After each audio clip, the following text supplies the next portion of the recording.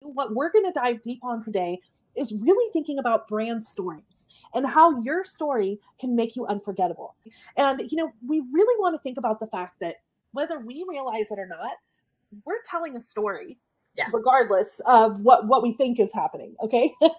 People are making their connections and assumptions about us and our brand, whether we think so or not. So it's our job to put it out there and to make sure that that story is compelling and it's something that makes people actually pay attention. Hmm. So that's what we want to chat about today. So, I just want to start first of all by thinking about what actually makes a story unforgettable. So there's some real key elements that we should be thinking about for any kind of brand story. So I want you to actually pull out some paper right now, pull out a pen and go through this with us. You can circle back to that and think about for yourself, do I have this or do I not have that? So when we think about those elements that every strong brand story needs, the first thing you need is a main character. Now, surprise, surprise, this is probably you. But there is a little twist. It's you, but it's actually framed around what your audience needs. So if you're a thought leader brand, if you're an influencer, if you're a creator, if you are part of this knowledge economy, people are joining their brand because they're connected to you as a human. But they ultimately, at the end of the day, we all want to know what's in it for us, right, Gretchen? Yes. So, we have to think about when we are considering ourselves the main character, it should really be more in that seat of a guide.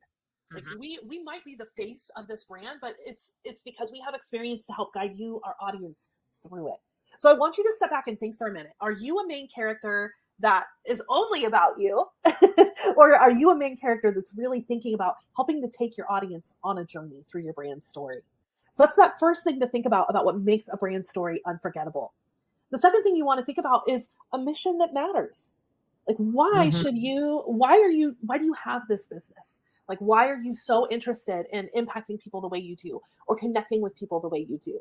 And, I think there's all kinds of different ways that we can share our story around the mission.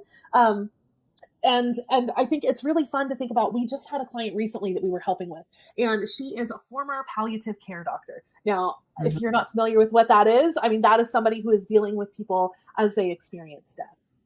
So talk about like that alone is such a compelling story. Like you have had to face that day in and day out, and you're helping families through that.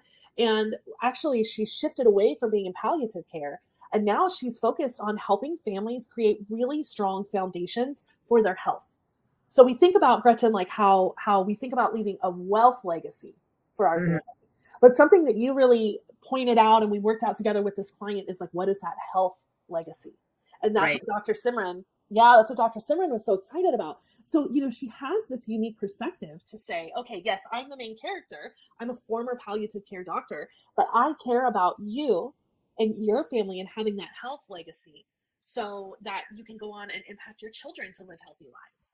You can impact your community to live healthy lives. So she still gets to be the face of the brand, but the heartbeat behind it is how do I help other people not run into the things that they hit that she saw in palliative care, right? So I think Yeah. that's one of those things. And I don't know, is there anything else for you, Gretchen, around a mission that matters? Like what comes to mind for you when we talk about that? Well, I want to point out that when especially like with Dr. Simran, once we kind of dialed that in a little bit, that just makes her brand all that more attractive. Yeah. It's just like, oh wow, there's a deep connection there. There's a deep purpose there that even though because you could go to someone and they could say, oh yes, I can help you have a healthier life. I can help you eat Right. better. I can show you how to exercise. I can this, I can that. But when you make it that one step deeper of, hey, I can help you, I can actually, this will benefit your whole family. This will Yeah. benefit generations to come. That's way more powerful. That's way more impactful. And I think that just makes the brand overall just that much more attractive. Definitely. It's a really strong why. Like your Mhm. why should be something and your mission should be something that you feel so passionate about that just when you're explaining it, the people can feel that. Supposed to make You you cry. have to, what? It's What? supposed to make you cry. The I mean, that's a exercise, bonus.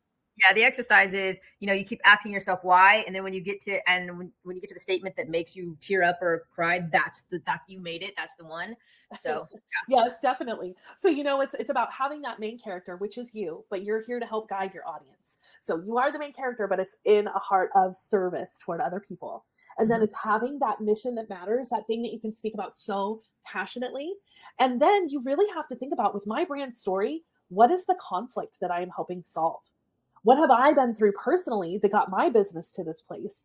And how am I using that to help the clients, the patients, the people that I serve? So, what problem are you helping people overcome? We have another really incredible client, and her name is Deborah Atkinson. And, she has she has a couple different businesses, but her primary brand is Flipping 50. And it is helping women over 50 like live strong. Not think about like, oh, if I'm over 50, that means I'm aging and I'm, it's all downhill from here. No, it's like bringing, huh?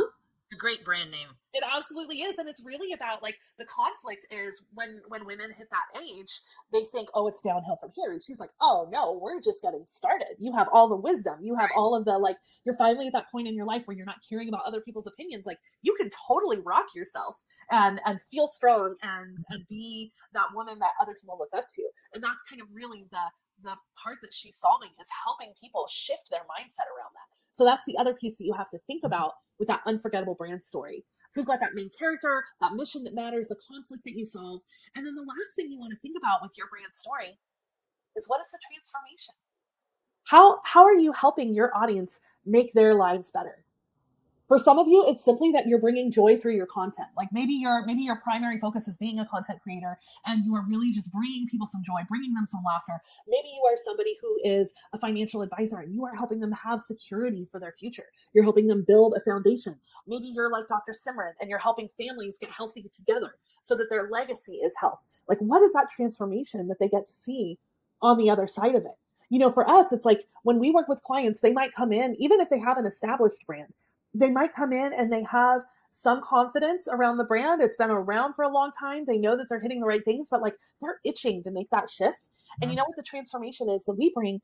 We help our clients like own who they are today, not live in the shadows of who they were 10 years ago, right? It's like, what am I excited about right now? What am I going to get out of bed for right now? And I get to own that. And then I get to continue to scale my authority. And I continue to get to grow my business in a way that I love and that has a ripple effect on the people around me. So think about that transformation that you are creating for your audience. And so we know the things that make a brand story unforgettable. On the flip side of that, we really have to think about, what are common mistakes that kill a brand story? I'm curious for you, Gretchen, is there anything that comes to mind, first of all, about like the things that really kill a brand story? Of people that talk about themselves. It's all about them and what they did and what they've done in the past, and never about connecting with the clients. I should say never. They try to, but it's when you this is one of my little pet peeves, is when you see a UVP, which is your unique value proposition. It's usually the banner that's at the top of a website that kind of says what you do. When it's too focused on them, it's like, well, this, I, that, instead of how you're helping that client. So that's probably one of my top ones, is just focusing too much on themselves. Yeah. And I think that's so important. And, also on that idea of the unique value proposition, that UVP, if your messaging is vague, this immediately kills your story. Yes. Like if people don't get what you do in seconds, you've lost them. Like think about how much content we engage with in a single day. It's ridiculous. And it's night and day from the generations before us, from what my parents interacted with, and even more so from what my grandparents interacted with. So we have such a split amount of time to communicate to somebody what we do. We help you reinvent your brand and your business online. Do you have a statement that's that short that people can immediately go, oh, okay, I know what that means. Like, I know that you're helping me maybe with thyroid health, or I know that you're helping me create financial legacy for my family. Like, what is that quick, really brief thing that they can understand in a second? And I have a really good test for this, actually. I like when we're coming up with messaging like that for our clients, or even for ourselves for a new initiative or something, if I have to read that sentence more than once, that's not it. Yep. And Gretchen, you can see her smirking over here, because that is constantly the feedback that I'm like, I couldn't process it the first time I read it. And you need to practice saying that out loud. It's a Trina test. It is a Trina test. It absolutely is. And you have to practice saying it out loud. Can somebody really, like if you're saying this at a networking event, or you're sharing with somebody who's really in need, or you're passing in the elevator, right? Can people understand in that one sentence what you do without you having to go on and on and on about it? That makes a big difference, And Gretchen, you already touched on this a little bit, but another thing that definitely kills a brand story is that focusing on yourself too much, making yourself the hero instead of the audience. How are you serving them? How are you putting them on a platform?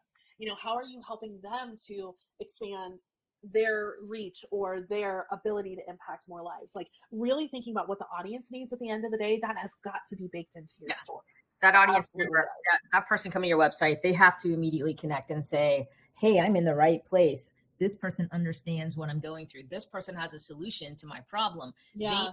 understand that. They don't need to hear about your 90,000 credentials. Those are nice. You like to put logos and things on the site to show some authority, but don't make that the focal point of your about page, for example. You Yeah. know, that's another mistake we see is people, oh, my about page is all about me. No, it's not all about you. It's about your client. Yes, we want to highlight things about your services and what you have to offer, your experience, because that's important, but always tailor it back to what's in it for the customer, because that's really what they're looking for. They go to your about page to learn about you or your business, and they're looking for that comfort and that confidence in Yes. you or your business, but they also need to know that there's something in it for them, and it's not just, oh, this person's a rock star and that's why Yes. I just told them. That doesn't make any sense. Yes. And that makes such a difference, like making sure that it is focused on them and how they're interacting with it. Um, Mhm. I'd say that's a real key to thinking about things that can kill your brand story. And also then thinking about, we've talked about this before, but inconsistent storytelling. Like if what you're saying from stage is different than what you're saying through social media or through emails or even in your sales conversations, if every piece of that is different, they don't know which thing you do. Like, how are they interacting with you, right? How can they trust what it is that you have to offer? So that's a really big piece, is that consistency. And that's why it's so important to step back and to look at your brand as a whole and really make sure that all those moving parts tie together. And really having, I'd say that final piece of what can kill a story is not having that emotional hook. Sure, Yeah. people want to know what you do, right? But that's all facts. That tells people what you do. It might tell them the mechanics of what happens.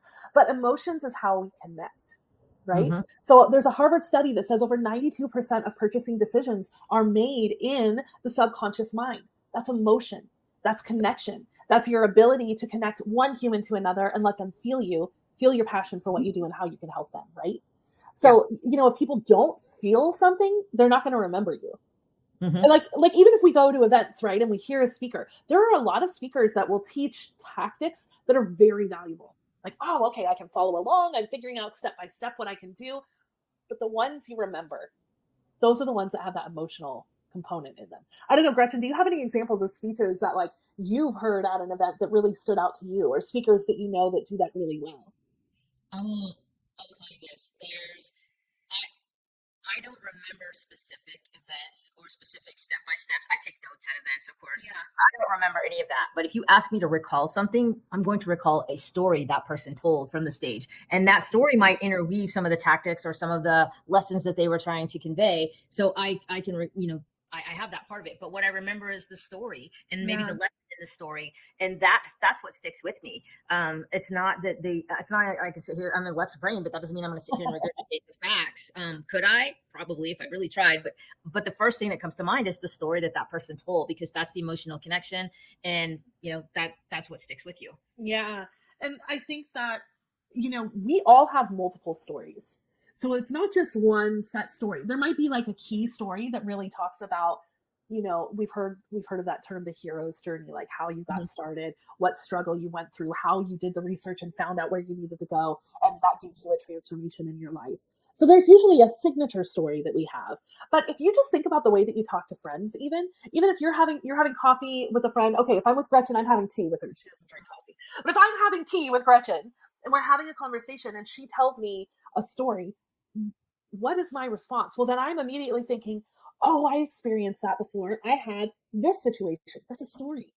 It's Mhm. just the natural way that we have conversation. And so I think a lot of people make story this big, scary piece. It is part of you. Like it's already wired into you. So you have everything you need. It's just about strengthening it.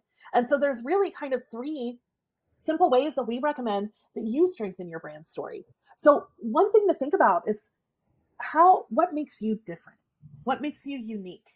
We talked about a little bit earlier that unique value proposition. What's that thing that helps you do something different than another person in the same field? So Dr. Simran, who wants to help grow healthy families, she's a doctor with a palliative care doctor. Like that's a different story that sticks in your mind. We have a client that when she was growing her business, she sold all her jewelry in order to pay for Facebook ads to reach the audience that she desperately wanted to serve. She wanted to shine that spotlight on people that were trying to teach health and wellness in a good, uplifting, supportive way. And so Mhm. she sold all the jewelry she had in order to fund that message. Like there are things that you have done in your life that are unique only to you. So those are the things that we have to think about. Like, how can we stand out differently in our story than somebody else? Because if I just say I'm a branding agency, there's millions of them out there. But Left Right Labs, like, we're really bringing the left brain, the right brain together. We're helping you think about the consumer perspective. We have been in a place where we were hiding in the shadows, and then we had to learn how to step into the spotlight. We were in a band together for 10 years. All these little things add up to start going, oh wow, there's more to this person than I thought. And Mhm. Gretchen, I think maybe you had some ideas around sharing something special or help making you unique. It looked like you were about to say something a moment ago. Well, it sparked something I read recently. So I've been reading the book. I think it's called Becoming Bulletproof by Evie Pompora. She was a former Secret Service agent, and she did a lot of work around polygraph tests and getting confessions from suspects and stuff. And one of the things that she mentioned was around storytelling. And she said she could almost always, there's never 100%, but you could almost always tell when the person was telling the truth because of how they told the story. Yeah. A person who was making up a story, they present things in facts, and they try to, and there's not a lot of detail. It's just what's the facts to get them from point A to point B to get the suspicion off of them, right? But a Mhm. person who's actually telling the truth, they will throw in details. They will correct themselves. They will say, Yes. oh wait, no, it wasn't 1 o'clock, I think it was more like 2. They'll correct themselves. That's a sign that they're telling the truth, because they're trying to get the details right. You kind of logically might seem that the person lying would try to correct themselves, but that's not the case. They make up a story and they stick to it. But the point I'm trying to make here is that when you are telling an actual story about your business or an experience that helped you grow your business, when you're telling that and it's the truth, people connect with that. They can Yeah. tell. Most of the time, people have a sense of when they trust you and don't trust what you're saying.